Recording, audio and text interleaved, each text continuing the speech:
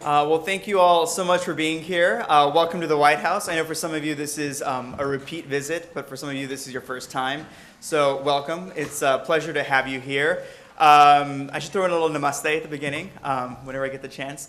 My name is Gautam Raghavan. I serve as the liaison to the AAPI community here in the White House Office of Public Engagement.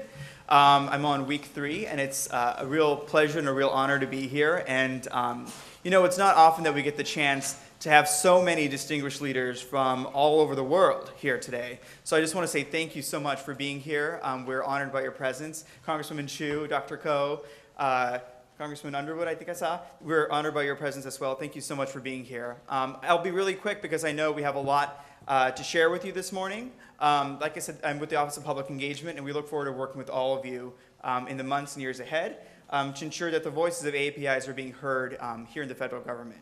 You'll hear more about what we're doing, what the President's commitment to AAPI issues and the community later this morning.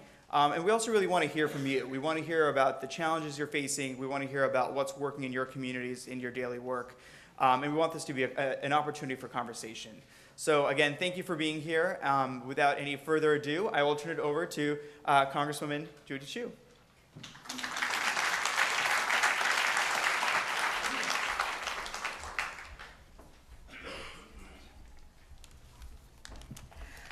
Well, good morning. I am so happy to see all of you here today and happy to welcome you to this year's Community Leaders Briefing hosted by the White House Initiative on APIs. Over the last couple of days, I've had the opportunity to meet so many of you who've flown in from places all across the country, some as far away as from Hawaii and Guam. And it is so terrific because this year we've had the largest attendance ever at our Asian Pacific American Heritage Month in our nation's capital.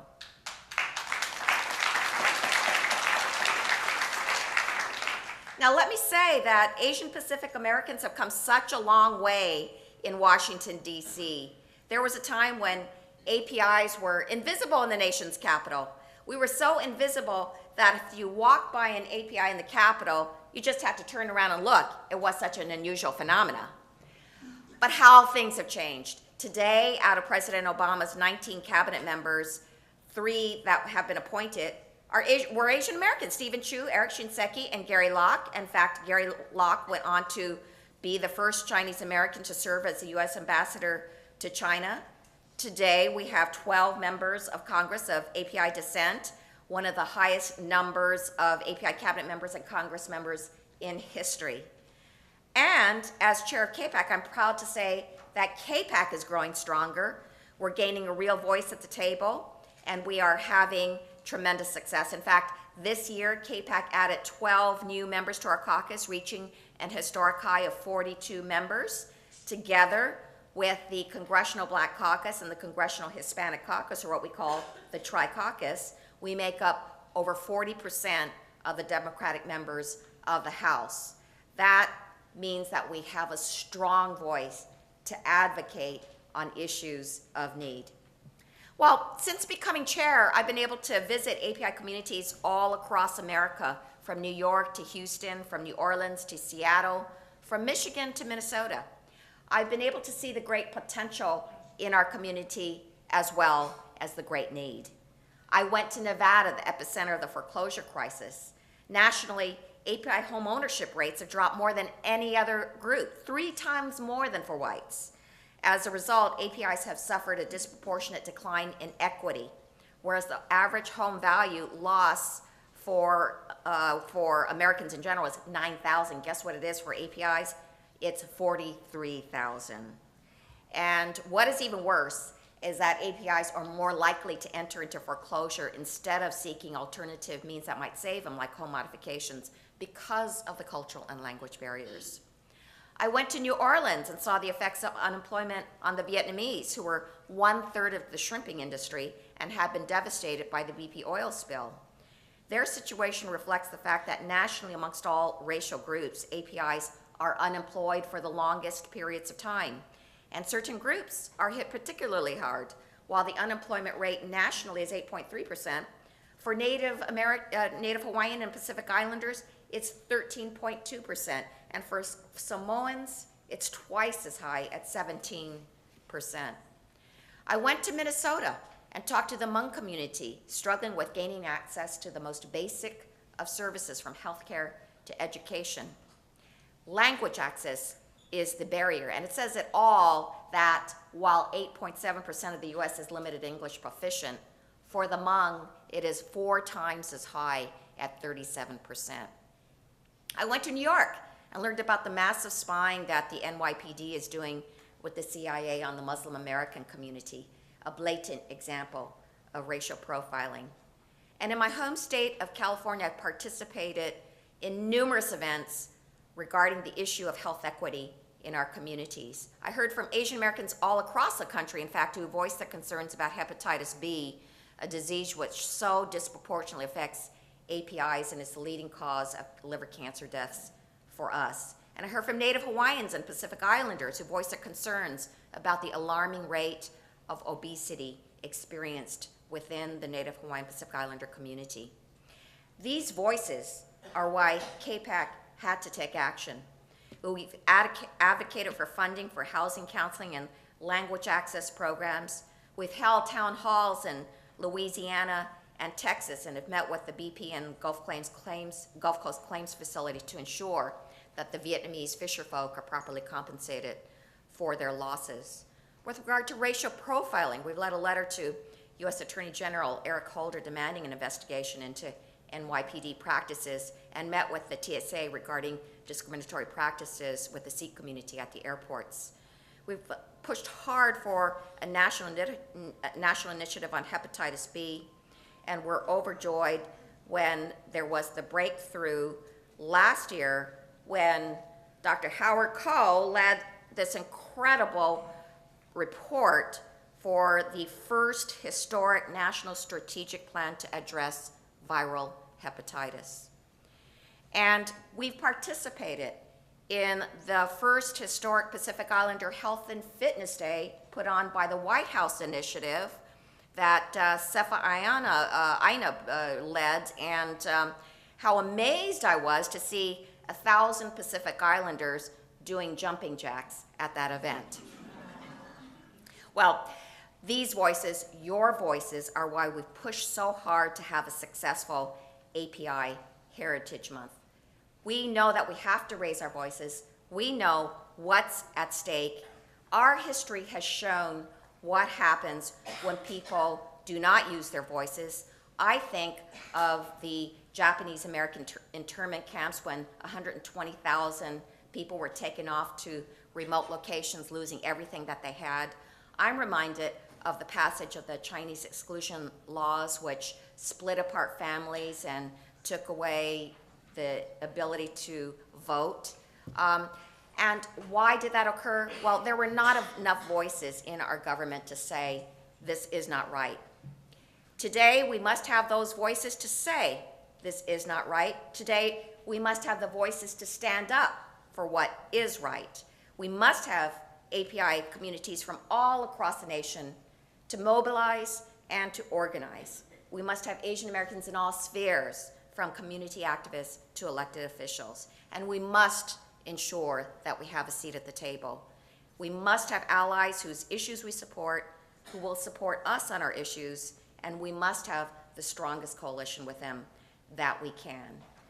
We can do it. We must do it. That's why I'm so glad that you are all here today, because I know that together we can make a difference. With your involvement, we can have an America where we reignite the American dream, an America where every person can climb the ladder of opportunity, and an America where no one feels unsafe, unequal, or un-American because of their faith or ethnicity. That's the America I want. Let's work together to make that happen.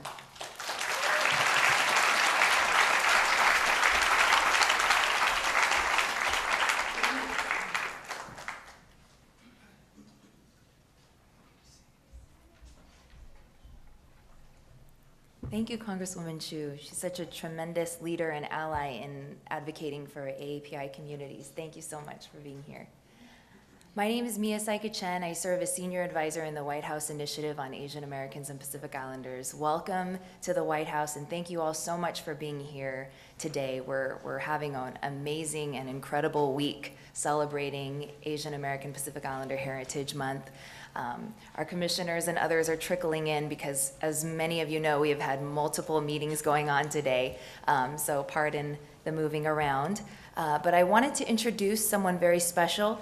My boss, the amazing Executive Director of the White House Initiative on Asian Americans and Pacific Islanders, Kiran Ahuja, to share with you all about our initiative and the direction that we're trying to take this administration in meeting the needs of the AAPI community.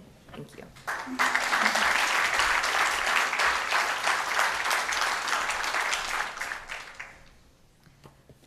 Good afternoon, everyone. I guess the question is, how many times do I get to see Dr. Ko in 1 week?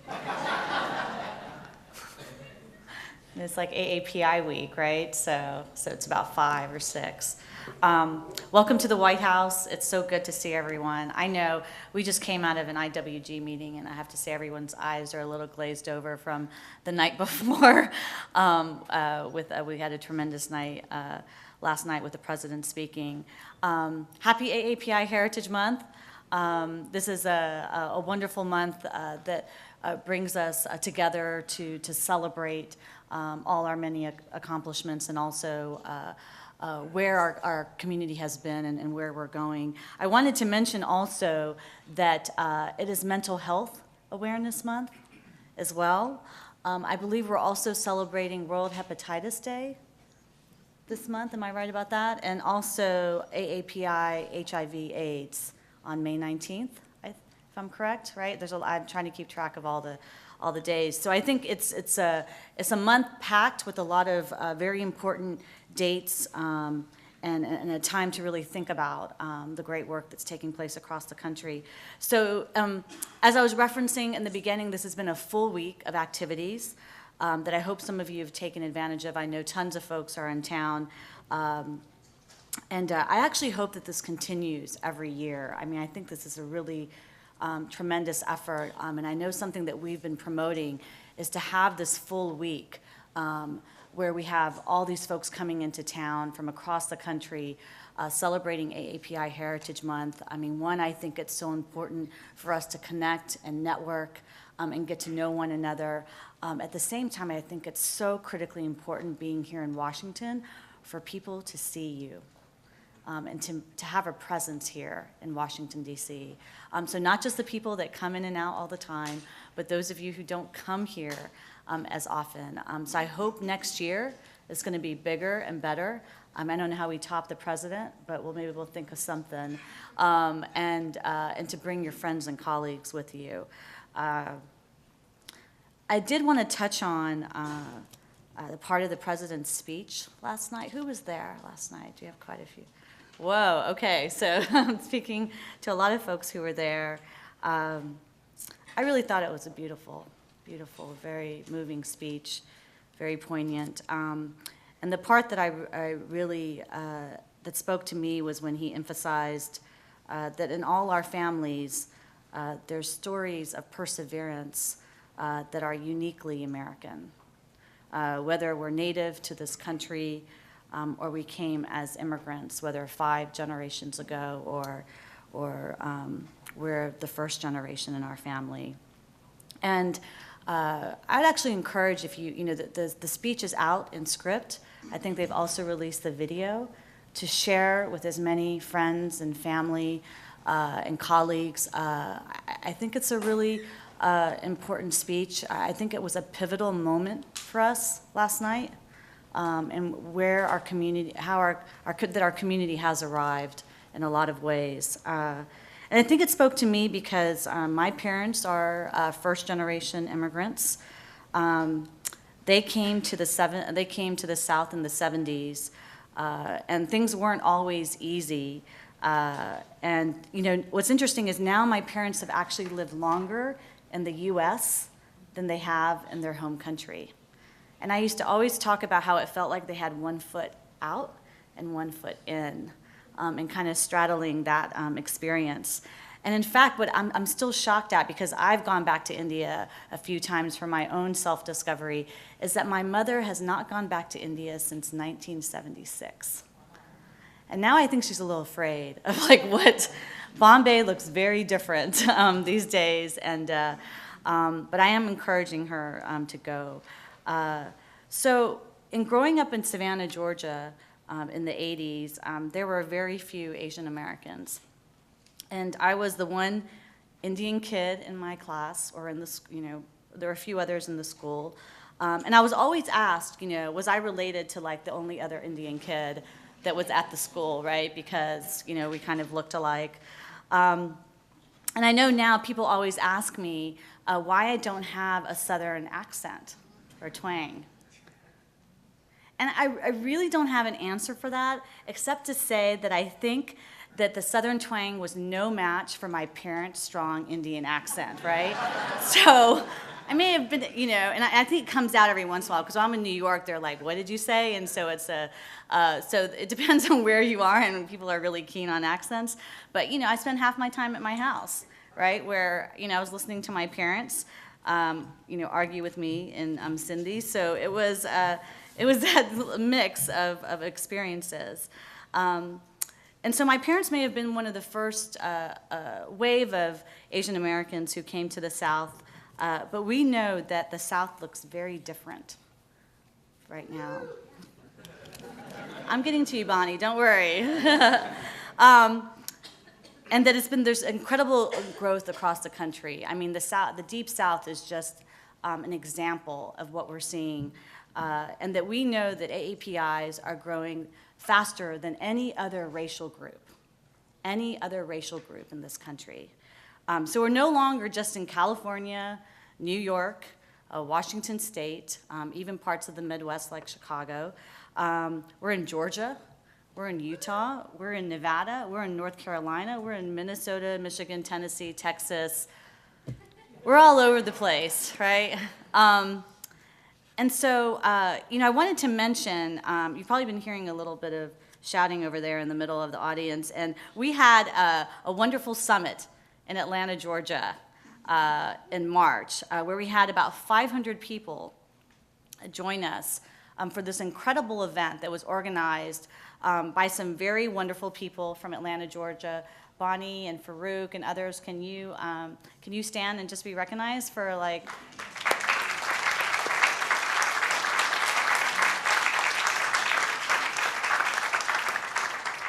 Okay, these individuals, plus many, many more, put together this amazing event. And believe it or not, we had to provide simultaneous interpretation for 200 people who were there. And so that just gives you a sense of the individuals that we're trying to reach across the country.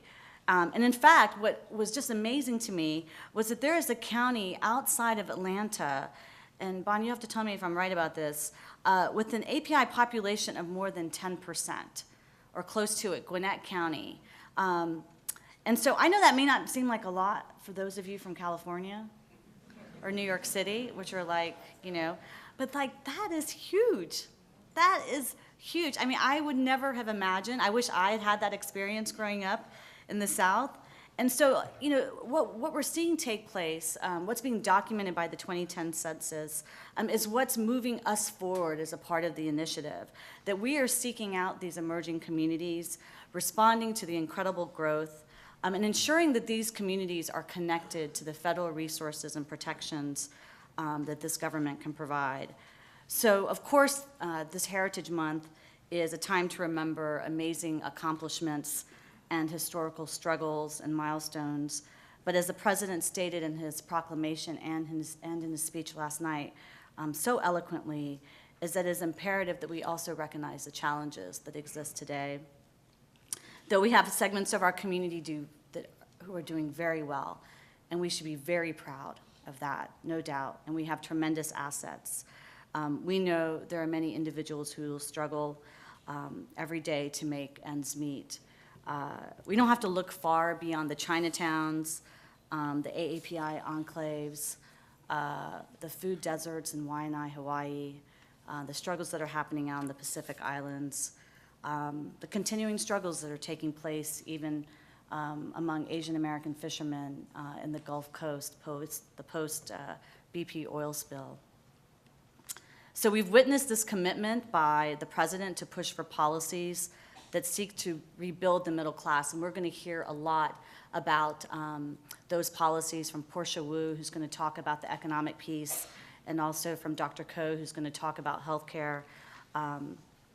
And really the origins of the initiative was in response to these needs and to this growth. And our initiative was created in 2009, if those of you who are just learning a little bit about what we do.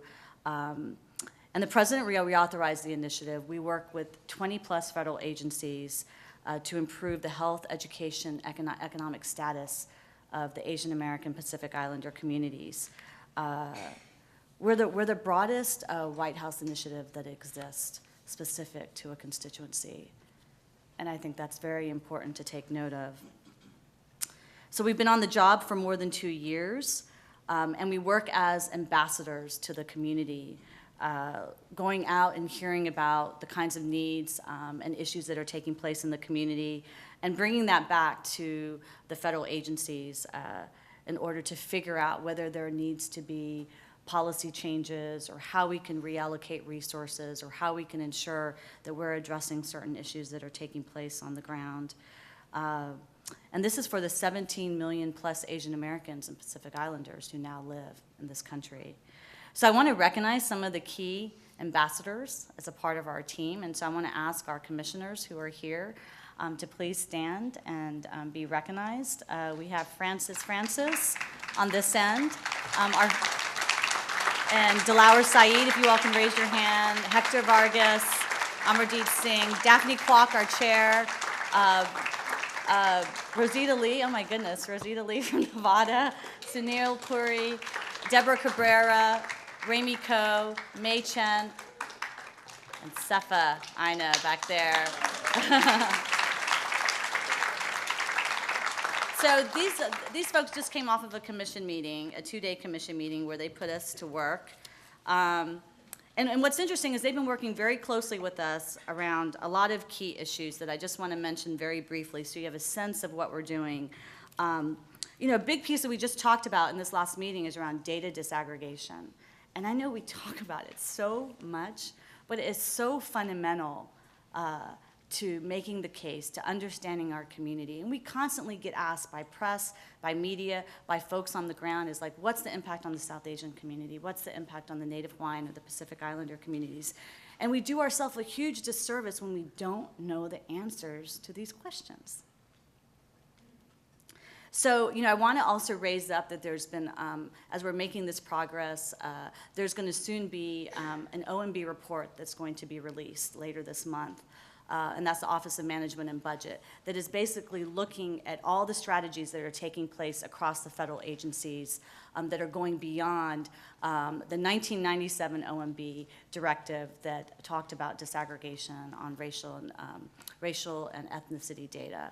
And this is wonderful because the 97 directive was a baseline, but what we're encouraging is there's a lot of different strategies that agencies can take to further disaggregate data, and I really hope it's moving in that trend. And I want to mention, just this last Friday, the Department of Education put out in their Federal Register, I know I'm getting wonky, but the Federal Register, really exciting reading, is an RFI, Request for Information, for those of you outside of DC and all these acronyms, an RFI that's looking to determine where data disaggregation is taking place in school districts and states and higher education institutions around the country, to look at those models and examples and see how we can raise those up and how we can think about replicating those particular models. So if you know in your county, your state, in your school district that is happening, please encourage those entities to respond to this RFI.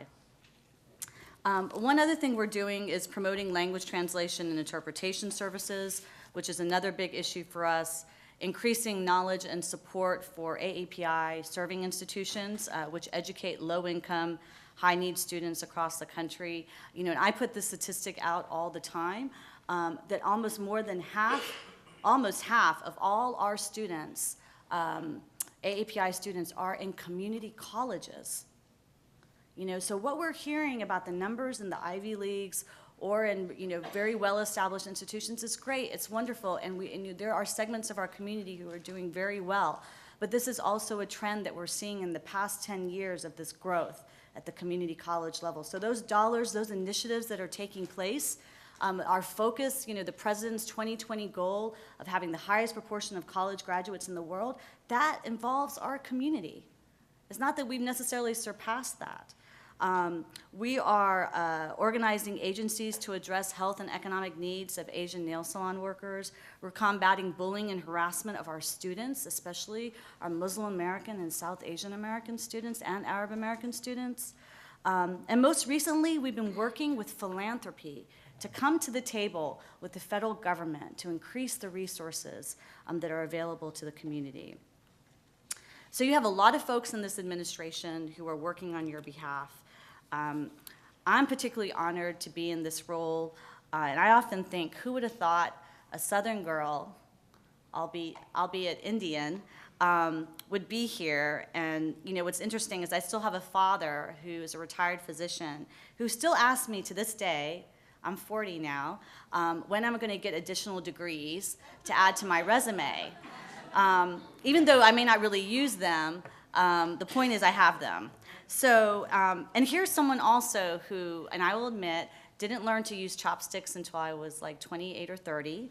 And just recently, my staff will laugh at this, put on a sari last night, the national Indian dress, which has been almost 20 years since the last time I wore one.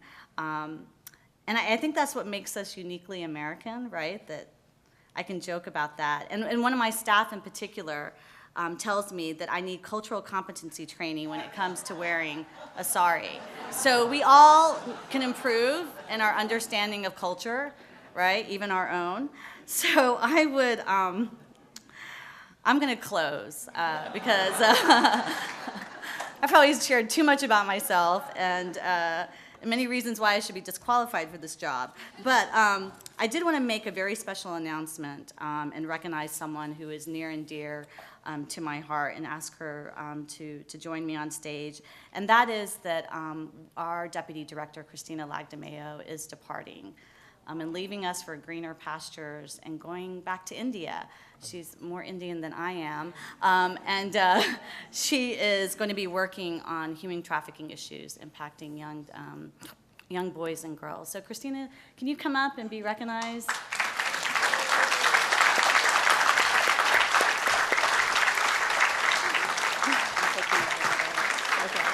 She's been a wonderful leader, and I think we're on live stream, right, guys? So just wave to everybody, Christina. Okay, so you know, we're losing a wonderful Filipina woman. I don't know how we're going to have to find, right? 3 more. 3.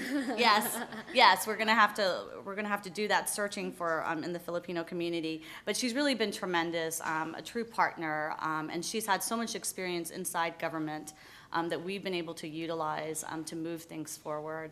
So I wanted to thank her for all her hard work and really and recognize her in front of the community and the millions of people who are watching us right now on live stream.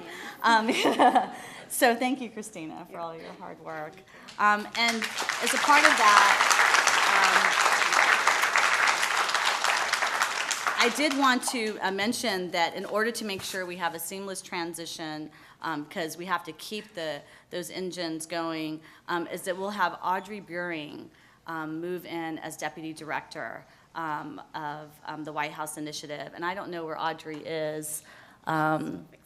She's doing some work. But she has been with the initiative since the beginning, really heading up our interagency work. And I could really not think of anyone more suitable to pick up the mantle and really fill some very large shoes. So I want to thank everyone for the hard work that they do every day. And I want to get off the stage because I think there are much more important people to come up and talk to you about the issues. I did, however, want to recognize former Congressman Underwood here. If you could stand up, Mark. Who's joining us all the way from Guam. All the way from Guam. Thank you, Dr. Underwood, for being here. I remember my very first conversations with Dr. Underwood telling me what I needed to accomplish while I was here. So hopefully he's proud of what we're doing. So thank you very much. We look forward to the day. There's still a ton of events going on, and we really do want to partner with all of you. So I hope that you use this as an opportunity to get to know the people around you and also make sure that we know who you are. So thanks again, and I am going to call Mia back up. No? You're going to do this now? Okay, great. Christina's going to take over. Thank you, everyone. Thank you. So we have a great lineup of speakers for you, and thank you again for Karen's kind remarks. I will miss you all dearly, but my doors will be open in India if you ever want to visit me and any of the viewers to help survivors of sex trafficking, and I'll just be doing some volunteer work there. So we have a great speaker next, Portia Wu. She's our Senior Policy Advisor here at the White House, the Domestic Policy Council, and she works on mobility and opportunity policy. And specifically, she's looking at ways that we can jumpstart the economy, right? And this is really important for our community especially. And I just have to say that she wasn't too long into her position, and she came out to Las Vegas for our town hall meeting with a lot of our commissioners there, and she had some hard questions. It was a hard group, so don't be afraid to put her on the spot. She's a fantastic, brilliant woman. Please welcome Portia Wu.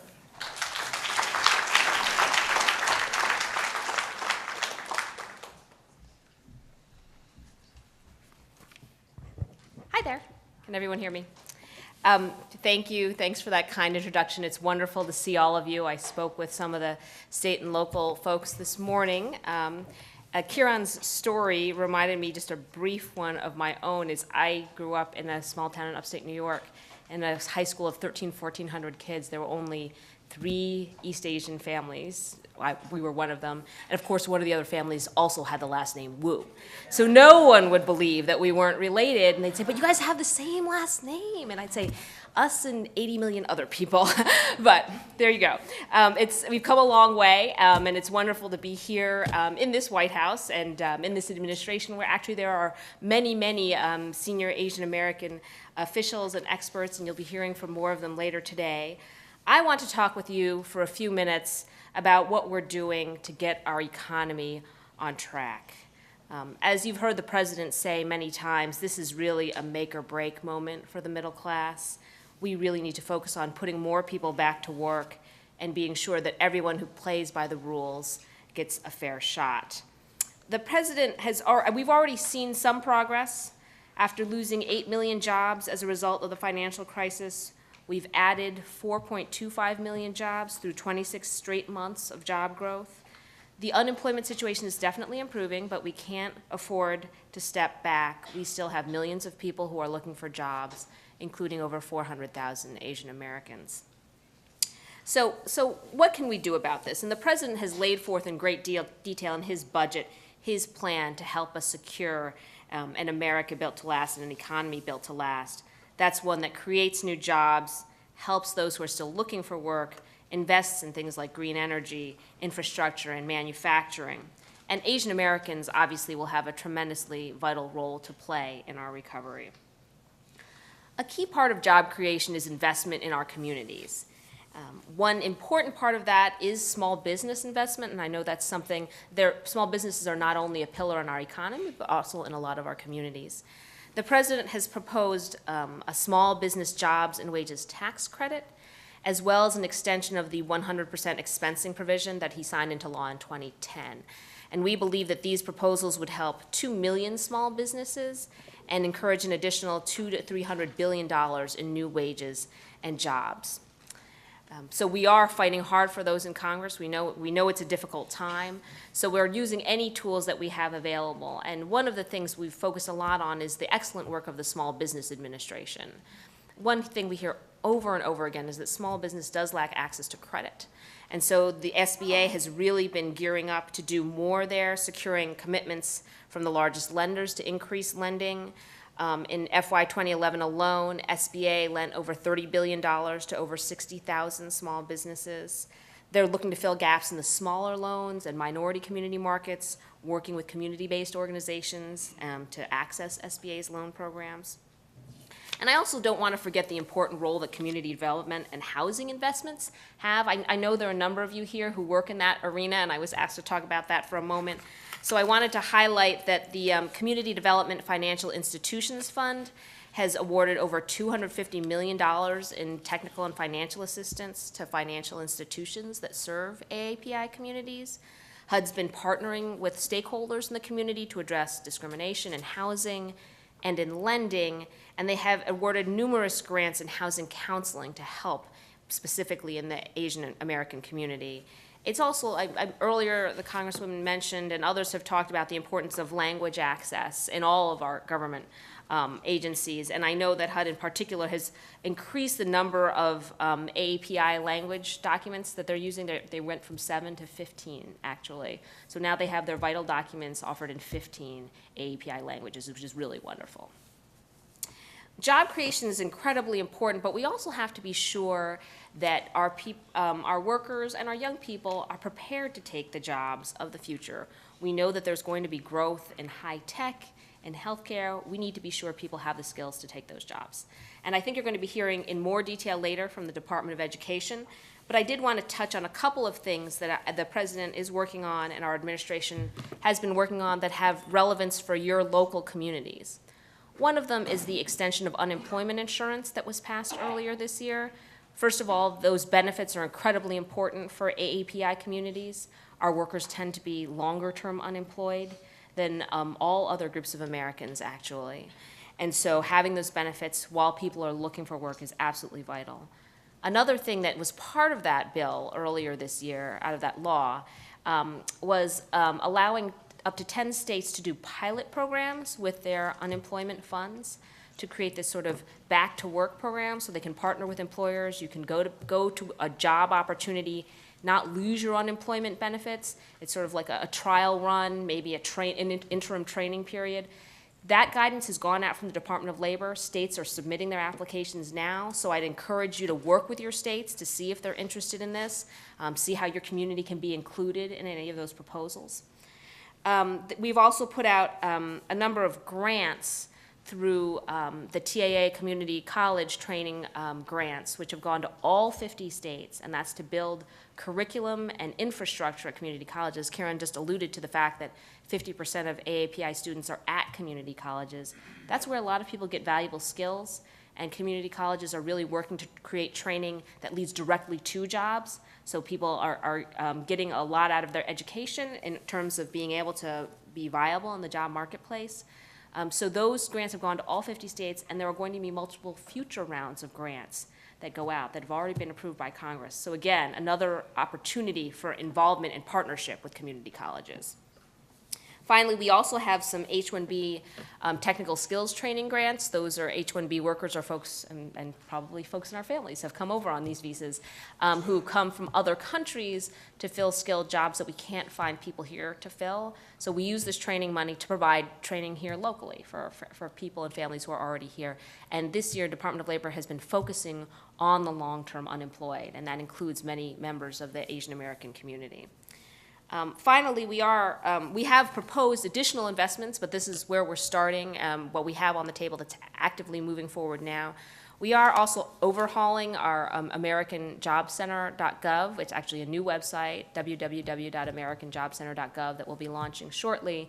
And that brings together all of these resources for not only workers, but also for businesses. So if you're looking for skilled workers, or you're saying, I need to figure out how to get people some technical training, how can I partner with my community college to be sure they have the right coursework for my workers, that's a resource for everyone. I want to touch for a minute, too, on youth. We do have a really pressing unemployment problem, not just among Asian American youth, but other young people under 25 because of the tough economy. We're still facing double-digit unemployment for young people, and that's a problem, some of you have heard me say this before, of not just today, but also tomorrow, because it means these people will not have the workforce attachment and the skills they need to have a longer-term successful career and help build our economy. So we have, the President has proposed investments building on the Recovery Act to provide funds to state and local governments to allow them to repeat really successful summer jobs programs. We haven't gotten that money from Congress yet.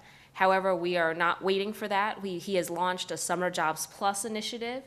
Many of you may be familiar with it. Secretary Solis, it's a partnership with business, asking them to come forward, hire young people this summer, even if they can't afford to bring them on for a paid job. Maybe it's mentoring, internships, some shadowing opportunities so people can learn about other kinds of careers and start networking and getting connections. Secretary Solis just announced 2 weeks ago that we've hit over 300,000 commitments of respecting positions from employers. So that's really exciting news. We'd love to keep going further. If you are involved with businesses or your local communities who would like to do more, we're happy to partner with you. So with that, I'll just leave it. As the president remarked last night, and Kieran touched on this, I thought his remarks were very inspiring. He talked a lot about how we're all a community, and we've always faced adversity together. And with all the challenges that we face ahead, we're only going to do it if we're all in it together. So we look forward to continuing to work with you. Thank you. Do I take questions? So I guess I'll take questions now. Not really tough ones. We actually have mics set up on the side, so if everyone could come down and queue up, we can have everybody get questions.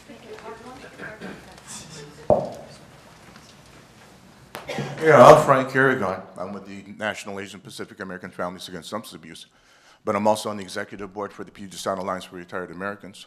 And my concern is we always speak about the middle class. Why are we leaving out the poor? I don't think we mean to leave out the poor. I think, first of all, we believe that everyone should be able to get to a middle-class standard of life. It's not that the president hasn't invested in those programs. I mean, some of the summer jobs initiatives that I was talking about, for example, and subsidized jobs that were so successful in the Recovery Act, they were really for lower-income people.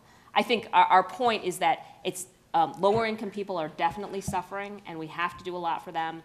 We also are acknowledging the reality that in this recovery, a lot of middle-class families are hurt. And part of the reason we talk about it also is when you talk to people who are even really quite low income, they don't think of themselves as poor. So if you're saying, like, to them, a middle-class message, like, they're hearing themselves. That's part of why I think we talk about it. It's not that we're not acknowledging people are there and in that situation. You're absolutely right. And as I was talking about some of these investments in job training, some of the work we're doing, for example, HUD is looking at, in its public housing programs, bringing housing supports and job training together and working to help people there. So obviously that's talking about a much lower income segment, and it's very important. I absolutely agree. Hi, Portia. Hey, Miriam.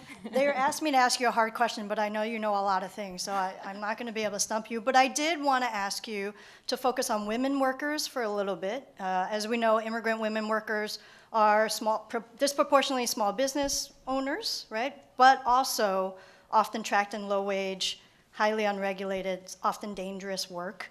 I just wonder if you could provide a gender lens to some of the analysis that you've provided and also some of the president's plans to address women workers. I would love to do that, especially because I actually skipped one of my bullets on that. So it just gives me a chance. I mean, there are many things the president is doing. One of them is you've heard him talk over and over again about his commitment to equal pay and the Paycheck Fairness Act. He recognized there still is a real gender gap in this country, and there are many things we need to do to address that. Another is in terms of AAPI community specifically. First of all, really want to applaud the work the initiative has done, focusing on workers in nail salons. They've been working very closely with federal agencies in terms of safety there. Our Wage and Hour Department at Department of Labor is looking at a lot of these workplaces, trying to help employers come into compliance, enforcing the law for minimum wage and overtime. And also, very importantly, the president has proposed, this administration has proposed a regulation to extend minimum wage and overtime protections to home care workers. There are about 2 million workers who do care in the home, feeding, bathing, some basic medical stuff. They're overwhelmingly women. They're majority women of color. And many people are surprised to learn they're not covered by our minimum wage and overtime rules. So we have proposed that. Hopefully that rule will go final sometime this year. Thanks. Thanks. Great question. Thank you for being here. In terms of the high long-term unemployment amongst AAPI workers, is there any kind of tracking in terms of UI benefits and race and ethnicity? I ask this because I think sometimes in our community we're reluctant to kind of come out of the closet as being unemployed, and then folks don't necessarily get all the information in the multiple languages about the fact that they are eligible for UI benefits because they've been working their whole lives and paying into the unemployment benefits fund. That's a really good question. I know these numbers, sort of top line numbers, come from the Bureau of Labor Statistics over at the Department of Labor. I know sometimes, for example, if you were to say, how are our numbers looking in the Chicago area? Sometimes they can't break them down to that level of detail, but it's something I'll have to follow up with you, and maybe some folks at the initiative who've been working closely with the agencies have a better idea. It's there, and I know some states actually have even more granular data, but it might vary from state to state, and sort of then, of course, what they do with that is a huge question, and your role working in the states as advocates to get them to do that outreach is tremendously important. Because part of what we're doing in our changes to the UI system, the unemployment system, is also providing more reemployment services and counseling, so people should take advantage of that. They should say, oh, it's not just that I have the ability for income support, but there are also resources available to me to help connect me with jobs. But if they don't know about it, they won't go to it. So. Anything else? Okay, thank you.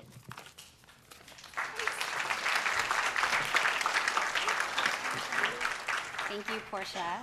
As you can see, this is why we're getting amazing work done with this administration, because of folks like Portia in such positions.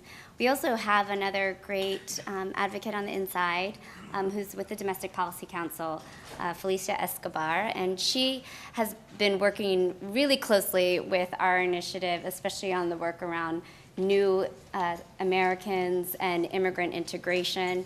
And I can tell you that she, another brilliant woman here, I have not seen anyone go so deeply into the into Homeland Security's regs and really nitpick at them and stay on top of them. And so, again, fearless woman, and we're really, really excited to have her. And please welcome Felicia Escobar.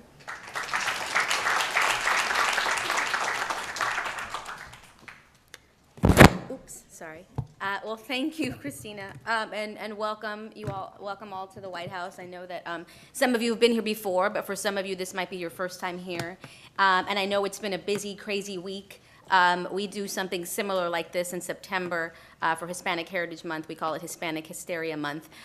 Hispanic Hysteria Week, there's actually also Hispanic Hysteria Week in addition to the whole month.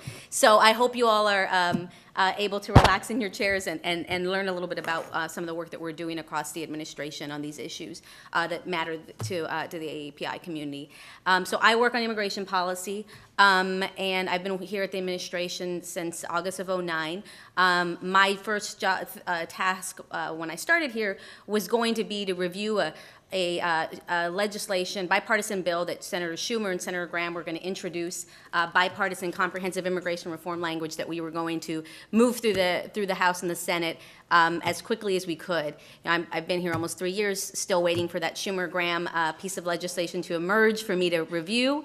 But I mean, I say that just to give you a sense of, the fact that we have, since day one, have been looking to find partners that we can work with in Congress to enact meaningful, smart, comprehensive immigration reform legislation that really is common sense and that will help us build a 21st century immigration system.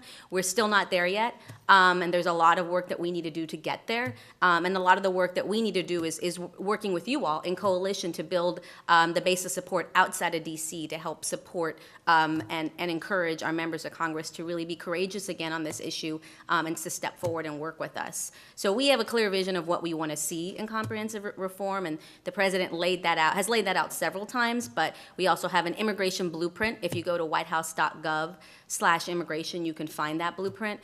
There are a number of different things we think we need to do. We need to continue to enforce our laws along the border and in the interior.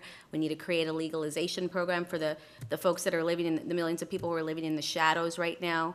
We need to pass the DREAM Act. We need to include reforms to our agricultural worker system. We need to make important improvements to the family-based and the employment-based green card systems that delay people from getting their green cards for years and years. And I know certain people, depending on the caps that are in place per country, that impacts the AAPI community in real ways, both on the employment and the family-based side. So that's something that we're interested in addressing. And we're obviously interested in creating an employer verification system that is more 21st century, isn't paper-based, like the I-9 system that we have right now that was created really over 30 years ago. So that's what we would like to see in reform, and we will continue to voice our commitment to this issue from the president on down to people like me. But we know in the meantime, in the absence of reform, there's a lot we can do to actually fix the system now. We all can acknowledge that it's a broken system that we are having to work with. But we do think there are things we can do. So I'll talk a little bit about some of those things that we're working on. First, on the enforcement side, which I know is a difficult issue for lots of communities as we grapple with it. We get a certain amount of money from Congress every year to enforce our immigration laws. The president feels strongly that he needs to enforce all the laws on the books, whether they're immigration laws, education laws, healthcare laws, but there are things that we can do to actually, it matters how we enforce our laws and how we use the money that Congress gives us. So what we've focused on in the last couple of years is making sure that DHS has priorities that they put in place, that they set, that actually, instead of being focused on picking up anyone you can to remove them from the country, that they actually have priorities about who they need to remove from the country. So from our perspective, the first and foremost priorities are people who are national security threats and public safety threats, people who've been actually convicted of criminal offenses. Those should be the number one priorities. People who have recently entered the country, people who have been deported and then returned to the country without an authorized status, which is actually a felony under the immigration laws. Those should be our priorities, and we've done a lot to improve the percentage of people that we are removing that really meet those priorities.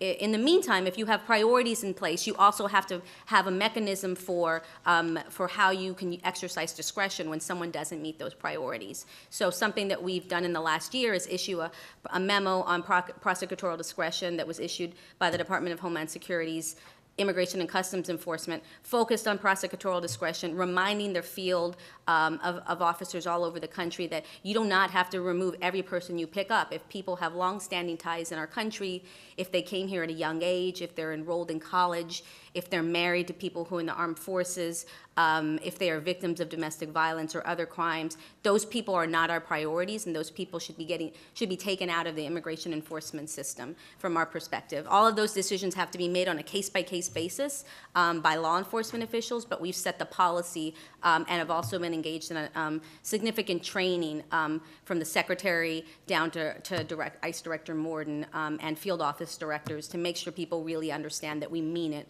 when we say you have the ability to exercise discretion. As a part of that effort, we have also have the Department of Homeland Security and the Department of Justice reviewing all the cases in the pending cases in the immigration court system. There are about 300,000 pending cases that were probably put in the system way before we got here, and so we need to make sure that we do one goal we have is to do a second look at those cases to make sure that they actually meet our priorities, and if they don't, that we're using discretion to close or terminate their cases. So this is something that's been underway since about December of last year. It's a massive effort and an unprecedented effort for DHS and DOJ to be engaged in a second review of cases that are in the enforcement pipeline. We are seeing that they are actually closing cases. They're identifying cases that need to be closed. It takes time to close cases through the court system, and there needs to be additional background checks and things like that get into that are carried out. But DHS and DOJ are very committed to that work, and we talk to them pretty much on a weekly basis about that issue. outside of moving outside of enforcement, there's also a lot we can do on the legal immigration side. And so, Christina mentioned we've done a lot of work with the AAPI initiative and with other agencies across the country to think about integration and how we welcome and integrate immigrants into our country. I know the president talked about this theme of welcoming people, welcoming immigrants into our country last night, and that's something that he believes very strongly in from his days in doing organizing in Chicago at the local level, how important that work is. So we've held numbers of roundtable discussions around the country where we've come up with local community solutions that might just involve connecting the right players in the community with the federal agencies that could provide technical assistance and service to them. Another thing that we've done is we've created an immigrant integration grant program that is funded out of the Department of Homeland Security's USCIS, U.S. Citizenship and Immigration Services agency. It's a small grant, but we know that it's serving a lot of people now and helping individuals get the information they need about the citizenship process.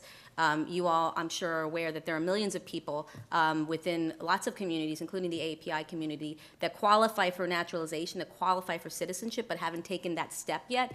And from our perspective, we want to eliminate all the obstacles, and we know one of the big obstacles is having the information that they need to actually get to get across the finish line and become citizens. Another big component of that is the cost of citizenship, right? We know that the naturalization rates have gone up over the last several years. One thing that we've been very committed to is, as we think about every couple years, USCIS needs to set their fees because they're a fee-for-service agency. They don't get a lot of money from Congress to do their job. So they're dependent on fees. But one thing that we've been committed to is not raising the fees on the naturalization, the cost of the naturalization application. So since the beginning of this administration, those costs have not gone up. We're committed to working as hard as we can to make sure that we can maintain the naturalization fees at the level they've been for the last couple years. The other thing that we put in place is we have a clear and consistent fee waiver application process. Before, it was kind of, if you knew somebody, if you had a lawyer that had a special relationship, perhaps you could get a fee waiver, but there was no clear process. And now there's a clear application, there's a clear process. And, I would tell you that for the most part, a very large number of those applications those waiver applications actually get processed. So, and approved, which we think is important. As we think about the employment-based system, we know that there are a lot of people who are high-skilled immigrants or people who we educate here who want to come into our country, want to stay here, want to create jobs, create businesses, stay and get increased education, and that's something we're very committed to as well. We have a new initiative out of USCIS called the Entrepreneurs in Residence Initiative, which is focused on coming up with, we don't have an entrepreneur's visa per se in the law. That would be one thing we would change if we passed comprehensive reform. But in the meantime, we have to come up with ways for people to understand how the current visa program and visa systems work for individuals who want to create jobs here and want to start businesses here. So that Entrepreneurs in Residence Initiative is very focused on thinking about how to use the existing system to create pathways for immigrant entrepreneurs. Many of them are students who study here, and so that's something we're very committed to focusing on as well.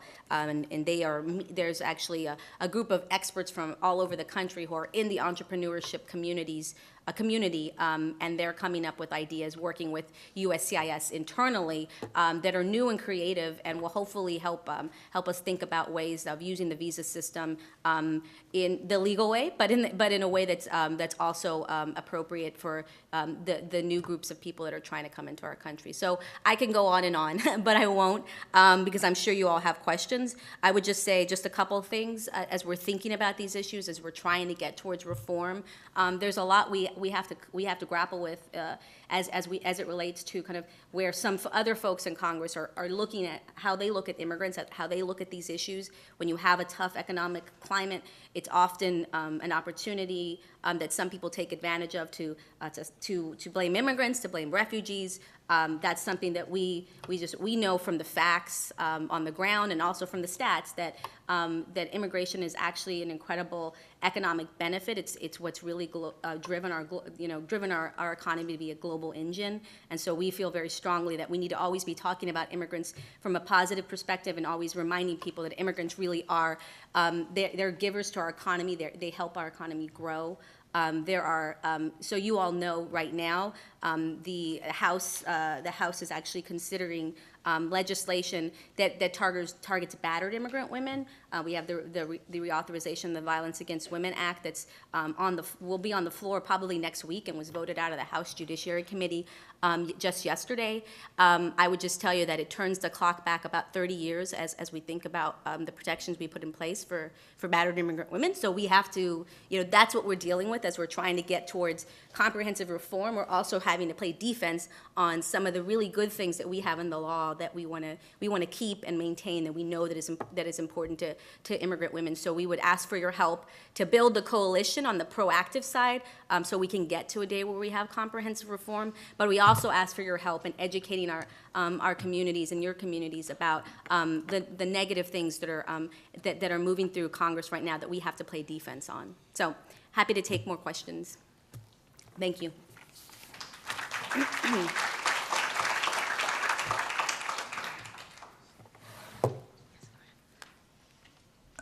Hi, my name is Jelaine Lee. I'm on the Board of Directors for the Council of Asian Pacific Minnesotans. I'd be interested in hearing your thoughts on the growing number of adopted Asian Americans born outside the U.S. who are being deported to countries that they have very little familiarity with, adopted into non-Asian families. Their ethnic heritage was not preserved. So the challenges that they face as they're going back to their countries of origin are extreme and very serious. Okay, yeah, I have not heard that's a phenomenon and a trend, so I'd be interested in getting more information from you. I know that there are a number of concerns that have been raised about potential DREAM Act students, individuals who might benefit from the DREAM Act. I don't know if there's overlap on this issue, but we understand that this is a concern. That's why we pushed so hard for passage of the DREAM Act. We had half the cabinet, the president, and the vice president involved in 2010 when we got very close to passage of the DREAM Act. But in the meantime, we're thinking about ways to address those issues, to make sure that discretion is used, because those types of decisions don't make sense, right? If a kid has been in this country for years and years, knows this country as their own, and doesn't even know the language of the country they may be returning to, if forced to, we need to be making smarter enforcement decisions. We can't get involved at the White House in individual enforcement actions per se, but there are people at the agency that when things like individual cases like this that get raised that need to be brought to the attention of the Department of Homeland Security, and the White House initiative is able to make those connections since they have relationships with the agencies. But if this is a trend that you're seeing, I'd be interested in talking to you more about it. Thank you. Should we take one from this side? Yes. Hello, my name is Bonnie Yoon, and I'm an immigration attorney in Atlanta, Georgia, and I wanted to talk about the prosecutorial discretion issue. We wanted to get more transparency and information on the statistics. I know I personally represented a young Korean undocumented student who's been here since he was 3 years old. He was stopped for a broken taillight and not having a driver's license. He was detained for 4 weeks before we could get him bonded out, and the state charges were ultimately all dropped. He has a mother who's a widow, and I would think under the Morton memo, completely eligible. Filed the prosecutorial discretion request. It was denied in 6 days, and the template response was, oh, this person's been convicted of an aggravated felony. And I said, that's got to be wrong. That's clearly wrong. I called up the trial attorney, and she says, oh, I'm sorry, that's just a template we cut and pasted. But by the way, he's still denied. And I said, is there anything else that I could submit, more equities to demonstrate why he should be eligible for this? And she said, no, I don't think so. So, I don't think it's worth it.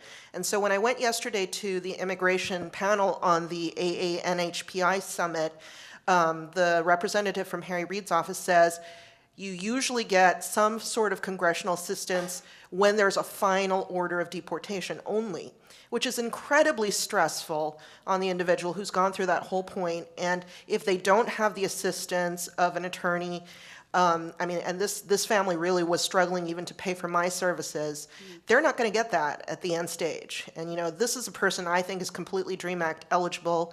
The American Immigration Lawyers Association within Georgia, we have a listserv, and we've been posting some other stories of, you know, why is this person not eligible? So in terms of it being implemented uniformly, or, you know, you said there's secondary review now. I mean, what are the standards? I don't know what they are at the chief counsel's office. Secondary, just to be clear, the secondary review, I'm talking about, once someone has been offered and they've decided that they would like to accept prosecutorial, the use of discretion, their fingerprints get run through the system. That's always been the case. So it's just a matter of just general background checks. So just to be clear, it's nothing new, and there is no secondary review. I'm sorry if I was confusing there. You know, on this individual case, I can't get in. I don't know all the details of it, and obviously every case is different. But you know, we've been talking to DHS a lot about the need for continued training and really reinforcement of the fact that this is something that people should feel they can use in a real way. And you know, these are the types of cases that we need to know about, because you're right, in certain regions, you know, with any federal policy, you always have to continue to reinforce and make sure that things aren't getting implemented in an inconsistent way. So this is the kind of information we can take back to DHS. You know, we would encourage you to also be in touch with the field office directors there, and if you need help getting in touch with those people, we can put you in touch with them. I know some ALA chapters have really strong relationships with the field office directors, and I know it kind of just varies. But, you know, we should talk more about that offline. Sure. And happy to put you in touch with those people. And just anecdotally, I will tell you, where they are offering prosecutorial discretion, it's in cases where they know they're going to lose for cancellation or removal issues. So I'm like, you know, they're offering the prosecutorial discretion option when there's real chance for them to actually win some form of immigration benefit. So that's not helpful for us. Right. No, definitely. And I know DHS is, you know, they're on a weekly basis, they're trying to compile the information about, you know, about the way the actual initiative is getting, is playing out in the field. You know, they've initially shared with folks that, you know, about 8 to 10% of cases that they reviewed may potentially qualify, that they're at least flagging it as a potential possibility for closure under prosecutorial discretion. So that's a general number that I would share with you. The numbers will vary by district, and that's the kind of stuff that, you know, we should connect you with the right people at DHS to get you that information. There's one other resource at DHS, and you may not have had interacted with them yet, but Andrew Strait, have you talked to him? So he's the new ICE public advocate, which is another you know, resource that's been created more recently, although Andrew's been here for a while, that would also be a resource into individual cases, but also into getting additional information and data. So. Okay, thank you. Felicia, first of all, thank you so much for all that you're doing, and thank you to the President and the administration for all the policy initiatives that have come out recently. And we are seeing the effects of it in Houston. I practice immigration law in Houston, and the Morton Memorandum, we're seeing wonderful effects of it, and thank you again. My question was, there was the HR 3012, I think, which Senator Grassley has put a hold on in the Senate. Could you elaborate on what's going on with that, and thank you. Sure. So for everyone's knowledge, this is legislation that would make changes to the per country caps law. So as some of you may know, every year we have a certain number of family-based immigration visas, green cards, a certain number of employment-based green cards that are available, and you can apply for them. But there's a restriction on the number that can be given out per country. So that limitation is 7% under the current laws. We have publicly supported and come out in support of this legislation that would change the caps, or change those percentages. So on the employment-based side, it would raise the per country caps from 7 to 15%, and I'm sorry, on the family-based side. And on the employment-based side, it would actually eliminate the per country caps. This legislation, as you mentioned, it passed through the House of Representatives with a bipartisan vote. It is now being held by Senator Grassley in the Senate, who has raised some concerns about it. I know that a lot of advocacy groups have been talking to Senator Grassley to address some of his concerns. I think his concerns actually have more to do with the H-1B and the L-1B visa programs, which are temporary worker programs, not green card programs, but I guess they're somewhat related, so he has some concerns about that. You know, I think that it's important to continue to educate him and others about why we need changes to the per country caps. You know, we know that advocacy groups are doing that. You know, I can't tell you who to lobby in Congress, but it sounds like you're pretty educated. So, you know, I think that education needs to continue to happen, and we are tracking and monitoring that as well. And as I mentioned, we did come out publicly in support of the legislation. We have some blog posts that, you know, where we've talked about our support for this. It's actually in our immigration blueprint, this policy change. So, you know, I think that people are hopeful that we can continue to, that they can continue to educate him and that perhaps he can lift his hold. I think it demonstrates the complexity of this issue, that people feel like if you're going to get one little thing done on immigration that isn't their thing, then they're going to try to hold up your thing, which is why we've always tried to bundle it as in a comprehensive umbrella that faces other challenges, right? Because there's some big things that people want that a lot of other people don't. So that's the challenge that we're facing on this issue, whether it's this bill or the DREAM Act or a Startup Visa Act or, you know, other things. We're always trying to grappling with this issue. So you continuing to educate your members of Congress is really important. One last question? Thank you for taking my question. My name is Dr. Ben Nguyen. I'm the chair of the Virginia Asian Advisory Board. My question dovetails the question that my previous colleague has asked you. I'd like to focus on the visa student process right now.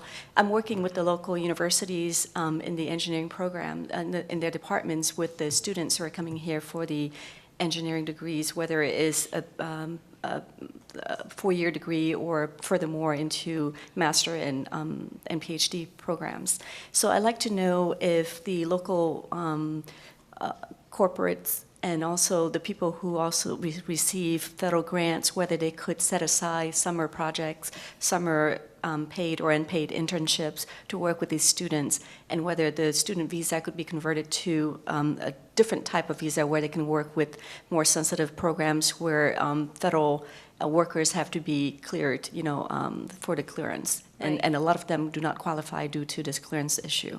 Yeah, I mean that's an interesting idea in terms of how we can create partnerships with universities and the business community. I mean, we support the idea of, you know, if people want to stay here and we've educated them here, it's better for us to keep them here than to send them back so they can compete against us. We support those changes. There's a concept called stapling that people talk about a lot when they think about immigration reform, and the idea is, you know, certain people graduate with STEM degrees or master's or PhD degrees that we want to keep in the country, and what we would propose in legislative reform is that we allow these people, if they can show they have a job offer already pending and they're graduating in good standing, that they get a green card that would be, you know, quote unquote stapled to their degree, so that they can, you know, remain in our country permanently. So that's an idea that's on the table legislatively.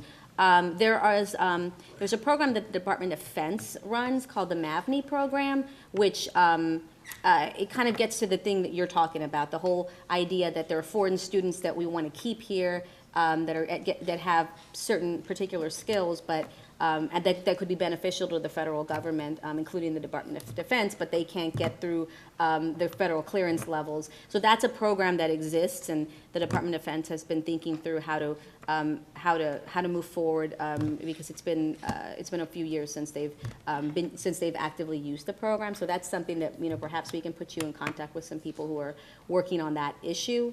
It's hard to find a way to move someone from an F1, a student visa, without, you know, kind of implicating other issues. But there are definitely ways to think about whether the H-1B program or other visa programs might be appropriate, and it's a matter of just making sure people understand the immigration tools available to them, and that's something that the Department of Homeland Security actually has a new initiative called the Study in the States Initiative, which is focused on that issue of, how can we educate kids as soon as possible when they get here about their potential immigration options to stay in the country. So there's a woman named Lauren Kilsmeyer that runs that program, and she's someone that we can put you in touch with, and since you're local in Virginia, perhaps you all can sit down and talk. Great, I'll follow up with you then, thank you. All right, well, thank you so much, and enjoy the rest of your day.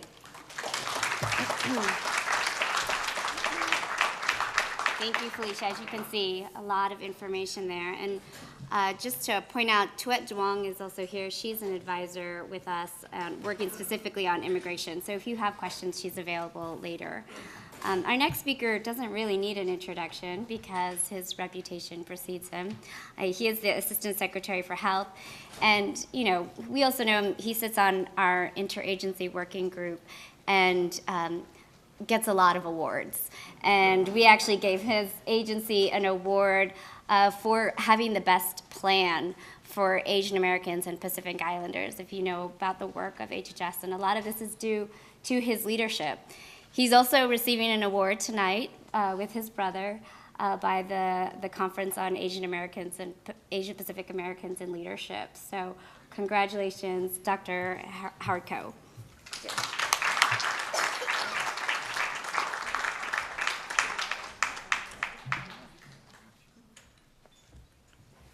Thanks so much, and welcome to the White House, everybody. It's great to see you during AAPI Heritage Month. I don't know about you, but in my world, every month is AAPI Heritage Month. Actually, in my world, every day is AAPI Heritage Day. And I'm absolutely thrilled to see such leaders like yourselves who have come here to celebrate this week and this month. And I want to start by thanking you for your pride and for your perseverance and for your personal journeys in overcoming obstacles to make such a contribution to our country. It's always very moving to talk about public health in our country and how it affects all populations, particularly API populations. And when I review this topic, it's not only very professional, but also very personal for me in so many ways. We were so proud last night when the President spoke and articulated beautifully his own pride in being raised in Hawaii and Indonesia. And then also, wasn't it great to hear Hee Jun Han sing the Star Spangled Banner? All right, American Idol, let's go. And in moments like that, we reflect about our own journeys and how far we've come individually and as a community. We heard Karen mention, for example, how isolating it was to grow up in her community and have everybody assume that the other minorities in her school were somehow related to her. Well, in my case, I went to a all-boys prep school in New Haven, Connecticut. There were only 2 other Asian American guys in the school. Everybody assumed they were related to me, and they were.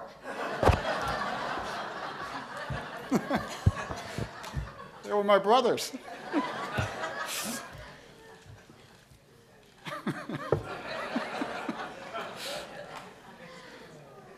So one of them, Harold, you're going to meet tonight. I'm very proud of Harold. How many of you know my brother, Harold Koh? All right, that's great. If you haven't met him and you get as confused like everybody does in government here, especially in DC, he's Harold and I'm Howard. He's the lawyer and I'm the doctor. He works for the State Department. I work for HHS, Health and Human Services. He works for Secretary Clinton. I work for Secretary Sebelius. But as my mother likes to point out, we both work for female bosses. So the pride comes from my family, their journey, my parents' courage in coming here. The pride comes from sharing this journey in public service with my brother Harold, as you'll keep hearing about tonight. And my pride comes from sharing with you the tremendous success we've had as an API community over recent years, and particularly under this administration, under the leadership of this president. I had the great privilege of being in the East Wing in the fall of 2009 when the President signed the executive order reestablishing the White House Initiative on Asian Americans and Pacific Islanders. I am very, very proud to be here with Daphne Kwok and all the commissioners who have helped lead that initiative with Kieran and others. It's been tremendous to see the progress we've made just in a couple of years in that whole arena. And it's been a source of great pride for me to see how much attention public health has received and how much we've progressed with respect to talking about the health of all people in our country. So you know that I'm a physician. I've cared for patients for over 30 years. I've lived and worked within the health system, and you all know that health is our most precious gift. And if you've been involved in navigating or trying to navigate the health system for yourselves or your loved ones, whether they are born here or born overseas, it is a challenge. And we have a system that has lots of great doctors and lots of great hospitals, but is very fragmented. And we need a better system, a system that really focuses on the patient, putting the patient at the center, and also balances an emphasis of treatment along with prevention. So now we have that promise with health reform that was signed into law by the President in March of 2010. We have tremendous progress on health for all people, particularly API populations. And we also have tremendous emphasis on reducing racial, ethnic disparity so that all people have a chance to reach their highest attainable standard of health, particularly and including API populations. So for example, before health reform was passed, you know that there were many people going through very complex medical situations worrying about whether they were going to lose their insurance, whether they'd hit a lifetime limit of coverage that insurance companies would impose. Well, because of that new law, those lifetime limits are now banished. People can receive the care they need and deserve without worrying about whether their insurance will cover them or not. And that affects millions of Americans, especially and including nearly 5.5 million Asian Americans, Native Hawaiians, and Pacific Islanders. They are free from worry about lifetime limits, and they can focus on getting better. And then for those of you who have kids who are young adults, and of course, young adults have high uninsurance rates. I have 3 kids who are young adults, and even I have to worry about their coverage as they move from school to a job or in between. You now know, that, hopefully, that because of health reform, we have coverage of all young adults on their parents' plan up to age 26. That affects some 2.5 million young adults in the first 2 years of health reform, including nearly 100,000 Asian American young adults as well. And then we have lots of emphasis on prevention. We want people to cherish and protect the gift of health. We have access to free preventive services for those who are enrolled in new health plans. So you can get life-saving prevention like mammography or other cancer screening or smoking cessation services without worrying about added cost. And that affects some 54 million Americans, including close to 3 million Asian Americans and Pacific Islanders. So these are just some of the ways that health reform have already made a difference for the country, and makes me very, very proud as the Assistant Secretary for Health in living through this historic time that was pioneered by the President and also our Health Secretary, Kathleen Sebelius. And then you've already heard a lot about new data standards in health reform. We're very proud of that. And I'm particularly excited by this as a researcher. From the time I was a young assistant professor, I wanted to learn and do research on Asian American Pacific Islander health. And time and again, I was told, Tyalod, there is a lack of data. And you know, and I know, that if there is no data, then the implication is that there is no problem. And exactly the opposite is true for our populations. So now, because of health reform, we have new standards that require federal surveys going forward to track Asian American, Native Hawaiian, and Pacific Islander populations with much more specificity and granularity. So for example, when we were all younger, in a federal survey, we would have to check the other box. That really makes you feel special, doesn't it? Now, we have the opportunity to check off Asian American or Pacific Islander. But because of health reform, and we just passed these rules recently in the department, you can check off in the Asian American category, for example, Korean American, or Chinese American, or Japanese American. And in addition to checking off Pacific Islander, you can check off Guamanian, or Chamorro, or American Samoan.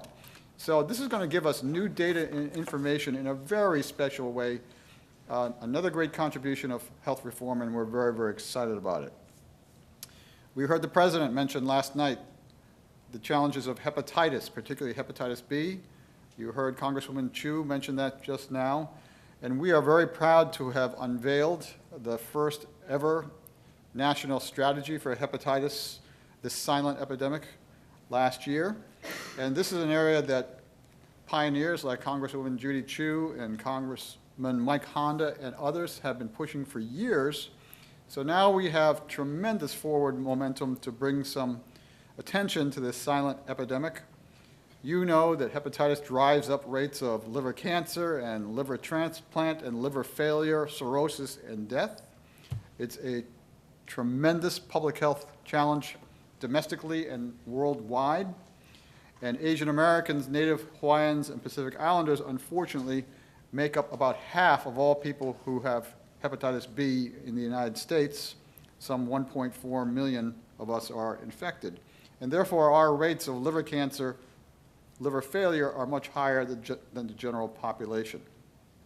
And another challenge here, a basic challenge, is that most people with hepatitis don't even know they have it.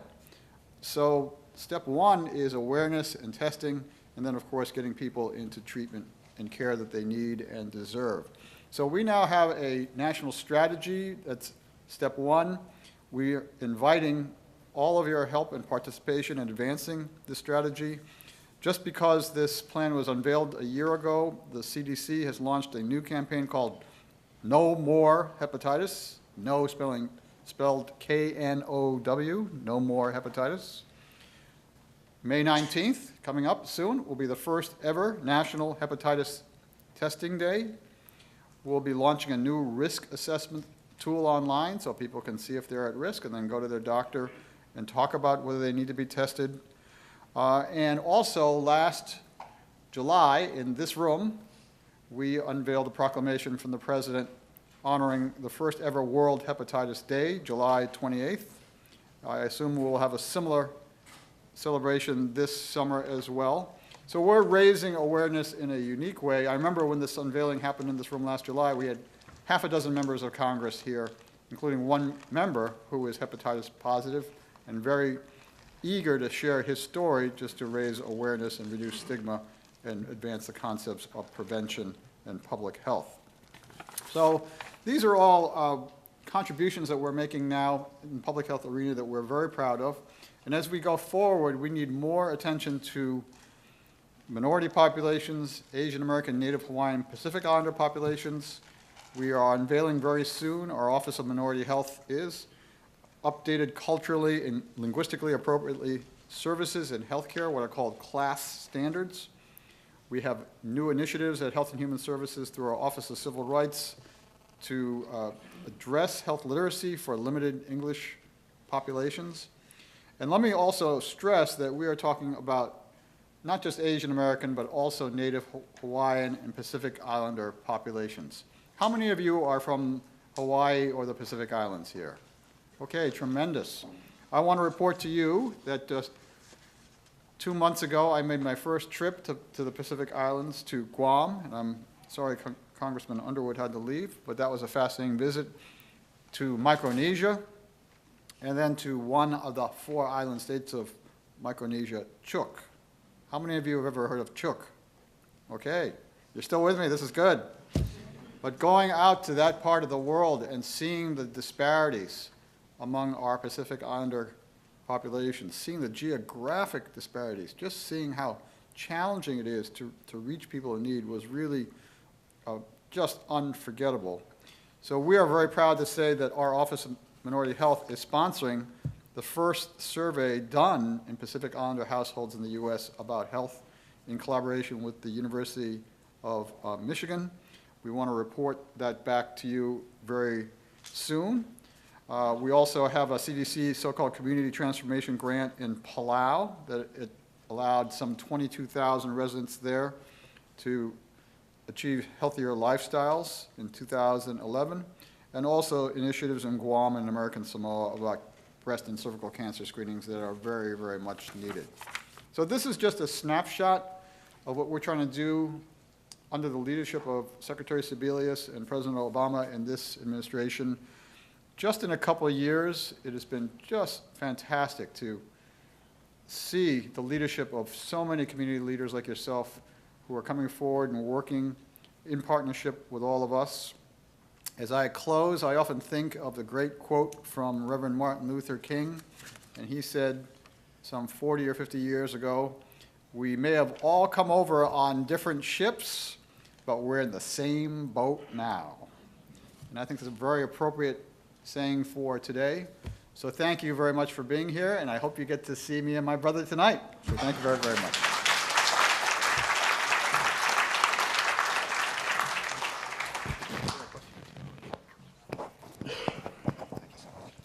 No questions? Congratulations again, Dr. Coe. And just to I apologize, we can't take questions. We're just moving things along. Just to note, speaking of the great leaders in the audience, Kathy Coe from the forum is here, and they are with us and HHS doing a webinar on the Affordable Care Act tomorrow at 12:30. So I know, as if you don't have enough to do already, get on the webinar and we'll send out more information about that. Our next speaker, again, does not, her reputation precedes her as well, and we're just so lucky because, as you know, our co-chair is Arnie Duncan, and Dr. Cantor is the undersecretary for Secretary Duncan, and all of the White House initiatives are housed under her. So she's our mother hen, as you could say, and keeps us in line, and we're just so lucky to always have her support and encouragement. Please welcome Dr. Martha Cantor.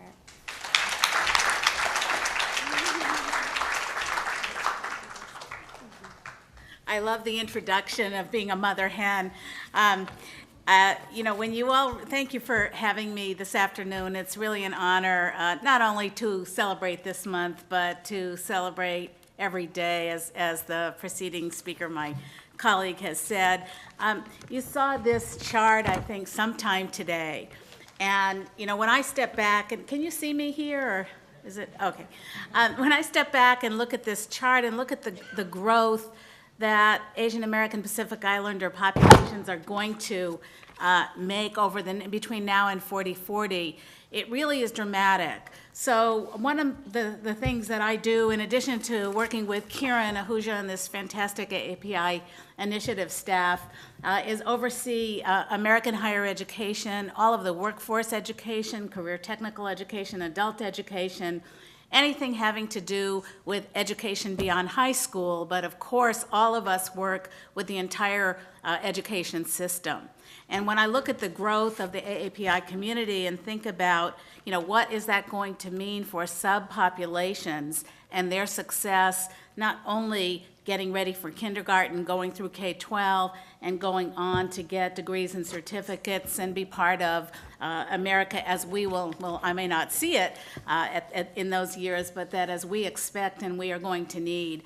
All the more important to, I think, bring the partners together and bring the thought leadership from all of you to help all of us craft strategy within 4 to 8 years. We're looking forward to 8 years. And what can we do systemically in education, which is our job in the education part of this work, which is much broader. It's immigration, it's commerce, it's health, it's everything.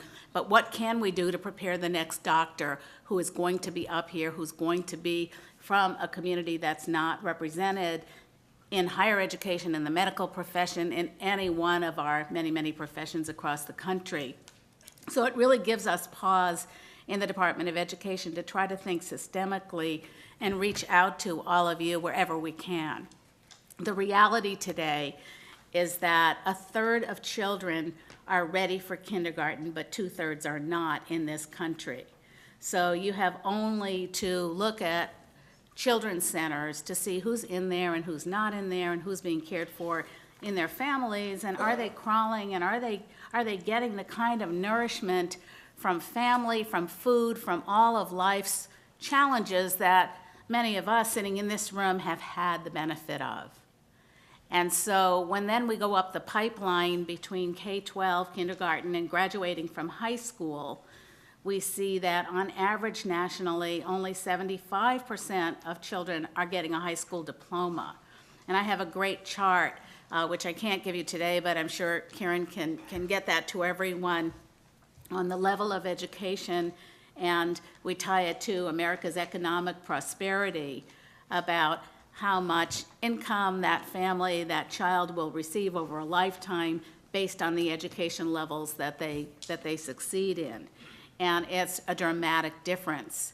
So when we look at K-12, and then you look at certain communities across the country, whether it's urban or rural, whether you cut it by ethnic group, whether you go down into further racial definitions and ethnic definitions, if you look at gender equity, all of those kinds of things give us real pause, because we have such what I call an achievement gap in American education at all levels. And then when you sort of ramp up to the college level, the post-secondary level, only half of students in post-secondary, we've got 22 million in higher education right now, only half are completing a college degree within 6 years. So President Obama boldly in January, a month after office, actually it was February 24th, I should say, he took office January 20th. On February 24th, he posed a vision for the nation, which we now call the 2020 vision.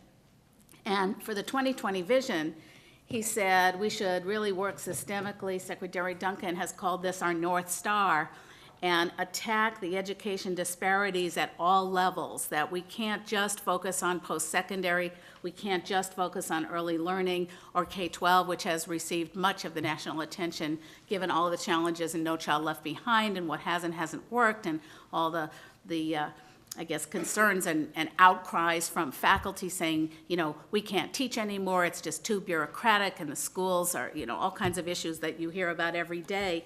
How can we step back and say, what is the role of the federal government? Where can we have the greatest impact in really closing these achievement gaps and getting more students to reach that 2020 goal, which the president posited, as we have 42% of Americans today who have baccalaureate degrees. We want to ramp that up to 60%. I call it an aspirational goal. Some people say it's impossible. Some people say it really is possible. What we want is a call from every group, every initiative, every program, every school to play a role in this to really significantly increase student success. If I boil it down to some very simple things, we want more children ready for kindergarten.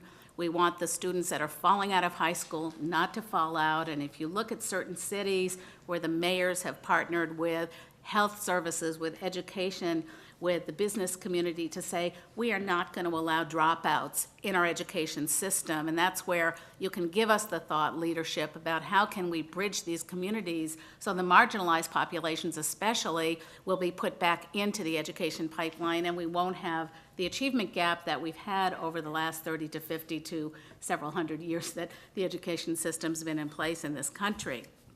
Now, Kieran has written a great deal, and all of you have participated in a lot of the reports that have come out. And I do have some statistics here about the Asian American Pacific Islander communities, many often being referred to as highly educated, but often masking the challenges that we have today. For example, 29% of Vietnamese Americans, 38% of Hmong, 33% of Laotian, 37% of Cambodians don't complete high school. So for that, if you back up to what do we need to do to get children ready for kindergarten, keep students reading, writing, really having the kind of access to educational excellence that we want for every child, what can we do in the K-12 system, and then certainly at the college level, if they can make it to that level, getting them through to get a degree, to get a certificate, to get into the workforce and serve their communities.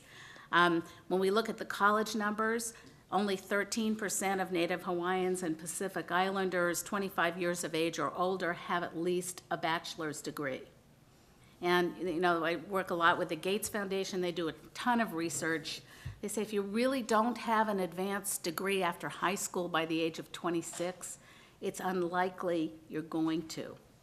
So we have a huge focus, and this is also where you can help with the thought leadership, on really focusing on children from early learning, you know, when they're born, all the way through that age 26. It's sort of a bellwether, you might say 30 or 35 even, but that really is the largest population of people that we want to focus on. And then for college, 47% of Guamanians and 50% of Native Hawaiians and 54% of Tongans, 58% of Samoans entered college but didn't get their degree. So I call this the low-hanging fruit opportunity.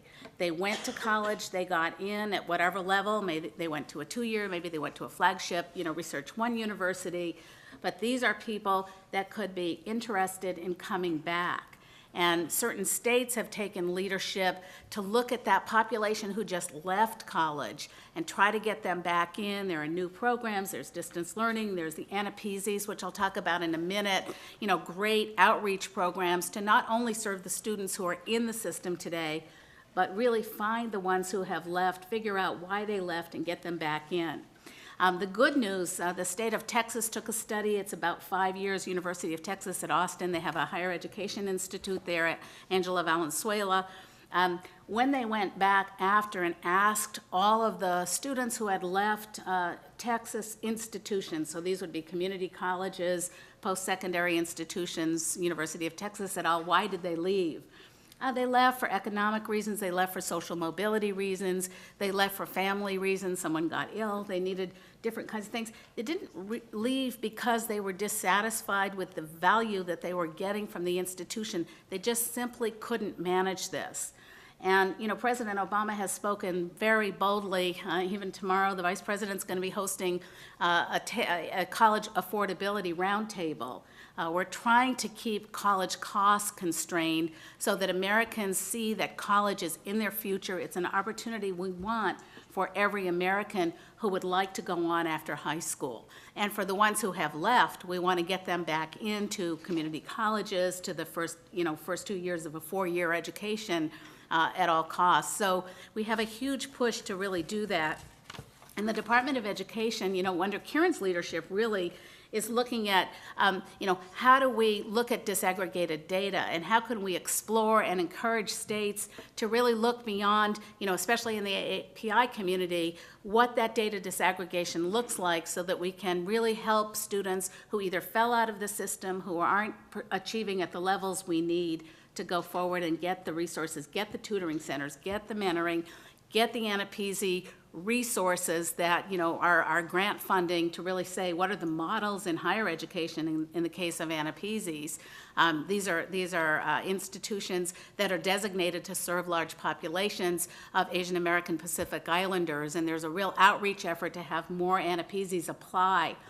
In the country, we have 6,700 colleges and universities. So AAPIs are a small but growing number, and we're doing tremendous outreach to have more of the AAPIs involved in the federal funding stream so that they can put in place the special historic cultural educational programs that these students will need to stay on track, to eliminate the dropout, to get them over to financial aid, to help them take federal loans, not private loans, as a first step, to help them apply for a Pell Grant, to help them if they need visa information like my colleague just set up here. So there's a lot that the AAPIs are doing, and what we want to do is use them as really the bridge to increase the success of Asian American Pacific Islanders in higher education, especially in the populations I mentioned. I talk fast, as you can see, because they only have 10 minutes, I think, up here.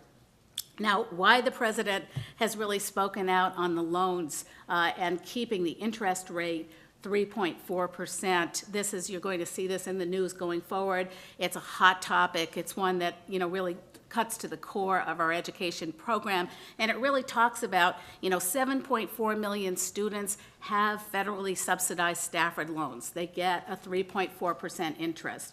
But for the next generation, or the next tranche of college students coming in to the fall, that is set to expire July 1. And so we are doing everything we can to work with Congress. Hopefully it will be a bipartisan support to keep that interest rate at 3.4%, not double, and not affect students. And this is how it would affect the borrowers. We have 334,000 Asian American and Pacific Islander borrowers. These are students that have loans. It would mean an estimated average savings per borrower of about $1,000 for the populations over the life of the loan. It would save students in the aggregate about $360 million. So, why should these students have to pay 6.8% who are going to be the first-time freshmen, where the people sitting in the class next to them have a loan at 3.4%? It does cost money. It costs $5.5 billion to maintain that interest rate. But President Obama and this administration and many members of Congress feel very strongly that this is a benefit that every student should have going forward, that we want to keep college affordable. And when I have the economic indicators that you can see, they're going to earn more money. They're going to pay back. A student with a baccalaureate degree will earn on average $1 million more than a student with only a high school diploma. So we need your help. I think I will probably bring this to a close because I'm not sure if you want to take questions or not. I guess we don't have time for questions, unfortunately. But Karen knows that we're all at firstname.lastname@ed.gov, and we all actually return our own emails and accept meetings from you because we want to hear from you about what things we could be doing better. President Obama has posed a very bold set of initiatives going forward for all of the education sectors. Hopefully you've read about Race to the Top for early learning in K-12. He's added to that a proposal for next year to focus on college affordability and quality. We want to keep college affordable. Students are paying more on their student loans than they are on credit card now. That's the first time. Students, many of them more than 50% in higher education, are using credit cards or private loans when they would be able to take a direct federal loan. A federal loan has many more benefits than a private loan and lower interest rates. So we're going to continue to really push the envelope on the federal scholarships and grants and loans, and want your ideas on how we can make a difference at the state level, impacting states to restore their funding to American higher education in general. The AAPIs are affected. If you look across the country, colleges and universities have had to cut their budgets and backfill by raising tuition on the backs of students because states have declined their funding to American higher education and also K-12. Higher education has taken somewhere between a 20 and a 25% reduction over the last few years. That's unacceptable. All you have to do is see what's happening at the University of California, Berkeley, or any of the flagship institutions to look at what has happened. And we've got to sort of reinvest the country that education is an investment that pays off in the long term, and we see that in the economic numbers. So we're all in this together. I want to thank you for your leadership. I truly mean everything I say. Your populations are going to grow. I want the diversity. We need that in American higher education, and we need Samoan students and Tongan students and all diversities of the Asian American Pacific Islander populations getting not only ready for kindergarten, but graduating from high school and then going on and getting a post-secondary degree or a training program. We have, hundreds and hundreds of training programs that are after high school where we want the diversity and we want the success for our country going forward. So I want to thank you for having me and look forward to further conversations.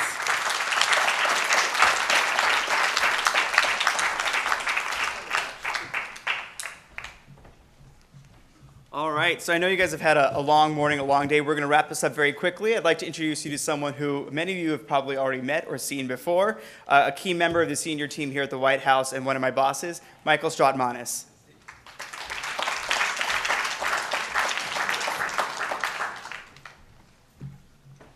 I try not to make it a practice to follow anybody that much smarter than I am. Martha is really doing tremendous work here. And she meant it when she said, and I think, although I just only heard her remarks, I think everybody that came up here, I'm sure, talked about how much we need you, how much we want to engage with you, and how much we want this to be a dialogue. And so I hope you really take us up on it. What's up, Eddie? How you doing? You never stop working for us. I'm Mike Strautmanis. I am the deputy in Valerie Jarrett's outreach operation, as I like to call it. It includes the Office of Public Engagement with all these fine people like Gautam Work, and the Office of Intergovernmental Affairs. It is a terrific job because we get to, I think, put the president's philosophy about governing into practice, which is that change, good ideas, they come not from the top down, but from the bottom up. And so we get a chance to go out and get those ideas, engage people, get out from behind these black gates and get out to see you, and sometimes ask you to conquer the stairs and come in here and sit down with us. So I'm here basically to wrap this up with the following message. The first is that we really need your help. It's one of the main reasons why we brought you here. You all are leaders in your communities. I am sure that everybody asks you every single day, why did the president do that? Why isn't the White House doing this? And we wanted to give you our own perspective on what we're doing, what our priorities are. But we need you to get out and deliver the message. Tell people what you thought about today, good, bad, or indifferent, or even ugly. Because I think the fact that you were here, that we had these administration officials engage with you, is something that would be a surprise to a lot of folks back home who may have grown a little cynical, possibly, over the years about the federal government and their willingness to engage with community leaders and with citizens. And so just the fact that you were here, I think, is really important. So your newsletters, the barbershop, and the beauty salon, in your places of worship, wherever it is, your family dinner table, you can blog about it, you can tweet about it. Letting folks know that this happened is so important. So that's the first thing I'd like to ask of you. The second thing is where we need your help is we still have a lot of work to do. This president gave Congress a to-do list earlier this week. And his message was that this election season is not an excuse for this town to be idle on the priorities, the simple, bipartisan, common sense things that we can do to continue to propel this economy forward and to create jobs and to do the right thing. You heard about the student loans. There are other simple things that this Congress needs to do to pull things forward. We need your help delivering that message on this to-do list. Don't let this election season be an excuse for inaction. And then finally, we need you to hold us accountable on this deal that we want this to be a dialogue. So hopefully you came out here with a lot of email addresses and phone numbers. Gautam doesn't sleep, from what I can tell, because I get emails from him at 3 in the morning, and then I see him at 7 in the morning looking very well put together. So I assume that he does not sleep. So you can email him and email us and call us anytime, and we will get back to you. Really test us on whether or not this dialogue is real. And then finally, as you get those ideas, those priorities from your communities, from the people that you work with every single day, give them to us. We need to hear them. If they're coming from you, then we take them very seriously. So I will ask you to test us and hold us accountable on that as well. So with that, thank you so much for joining us today. I really appreciate the briefing. We're honored that you took the time to be with us. Take care, and we'll see you next time around. Bye.